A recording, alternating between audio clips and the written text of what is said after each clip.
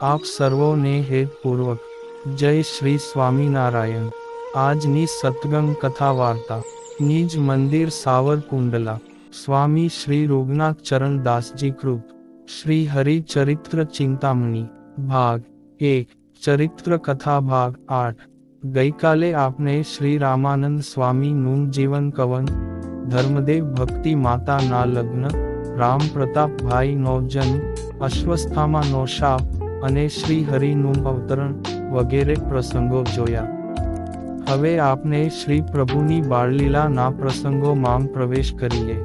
એક સમયે ઘનશ્યામ પ્રભુ માટે દેવલોકમાંથી વિશ્વકર્મા એક સરસ મજાનું પારણિયું લઈને ધર્મદેવને ઘેર પધાર્યા। એ પારણું સંપૂર્ણ સોનાનું અને દેવતાઓના, મનુષ્યના તથા નાગના સ્વરૂપો વડે કોતરાયેલું, ચિત્ર વિચિત્ર પુષ્પવાળા વૃક્ષો, વેલીઓ અને મેરુ પર્વત વગેરેના ચિત્રામણવાળું, સાગર, સરિતા, મોર, પોપટ વગેરે જેમાં બનાવ્યા હતા। તે જોઈને માણસોને એમ થતું જે આ પારણું બનાવનાર નક્કી વિશ્વકર્મા જ છે। વળી તે પારણાના મોરવાયા પણ જાણે ઉત્તર દક્ષિણ બાજુના બે ધ્રુવ હોય તેવા લાગતા હતા, ને વચલી દાંડી પણ શિશુમાર ચક્રની ધરી હોય તેવી શોભતી હતી। તેમાં મોટા મોટા હીરા જડેલા હતા, ને જાણે સૂર્ય અને ચંદ્ર વગેરે ગ્રહો હોય તેવા દેખાતા હતા, અને સર્વે તારા મંડળના વૃંદ હોય તેવા શોભતા હતા, અને પારણાને હીરની દોરી બાંધેલી હતી, અને ઊંચે નીચે ચારે તરફ મણિયો તથા માણેક જડેલા હતા। આવું અદ્ભુત પારણિયું વિશ્વકર્મા દાદાએ શ્રી બાલ ઘનશ્યામને ભેટ આપ્યું, અને તેમાં ભક્તિ માતાએ ઘનશ્યામ મહારાજને પોઢાડ્યા। એક વખત સુવાસીની બાઈ પારણા માંગથી ઘનશ્યામ મહારાજને તેડવા ગયા। ત્યાં તો પારણા માંગ ઐશ્વર્ય દેખાણું, જે ઘણા હીરાઓ અને માણેક બાલપ્રભુના પ્રતિબિંબથી શોભતા હતા। તેથી સુવાસીની બાઈને ઘનશ્યામ મહારાજ અનંત સ્વરૂપે દેખાતા હતા।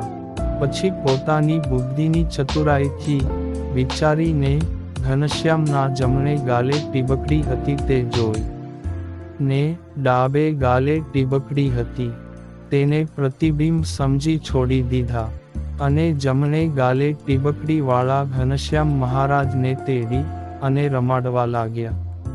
એવી સુવાસીની બાઈની ચતુરાઈ જોઈ બીજી બાઈઓ બોલવા લાગી કે ધન્ય છે બાઈ તારી ચતુરાઈને। અમે તો સર્વે ભ્રમાઈ ગયા હતા, ને આશ્ચર્ય એ વાતનું હતું કે આમાંથી કયા બાળકને તેડશે, પણ તમે તો ઘનશ્યામને બરોબર ઓળખી લીધા। એમ કહી સર્વે બાઈઓએ સુવાસની બાઈના વખાણ કર્યા। એ પારણા માંગ ઘનશ્યામ હંમેશા પોગતા, અને ભક્તિ માતા તથા સુવાસીની બાઈ હેતેથી હિંચકો નાખતા હતા।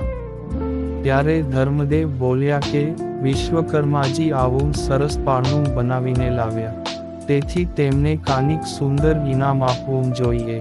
ત્યારે તે સાંભળી પારણા માંગથી ઘનશ્યામ બોલ્યા જે હે પિતાજી, હું તો તેને ઇનામ માંગ અક્ષરધામ આપીશ।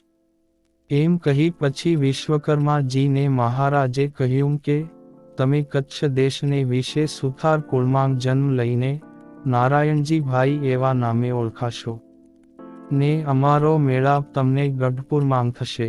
આવું સાંભળી વિશ્વકર્માજી ખૂબ જ હર્ષ પામી શ્રી હરિને પ્રણામ કરીને ચાલ્યા ગયા।